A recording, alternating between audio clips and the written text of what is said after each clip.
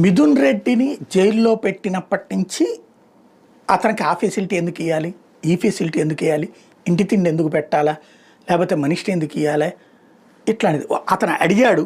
అడిగిన ఏమీ ఇవ్వలేదు. మంచము, దుప్పటి, దిండి ఇవన్నీ ఇచ్చేసినట్టు ప్రచారం చేశారు ముందు 4-5 రోజులు కూడా. ఆ తర్వాత కోర్టులో అది ఇవ్వలేదు, మేము ఇవ్వము అని చెప్పేసి ఛాలెంజ్ చేసిన పిటిషన్ మీద ఇప్పటిదాకా విచారణ జరుగుతుంది. కానీ ఈలోపు సకల సదుపాయాలతో మిథున్ రెడ్డి ఉన్నాడు అన్నటువంటి కోణంలో ప్రచారం చేశారు. అంటే ఒక ట్రాపింగ్ పబ్లిసిటీ.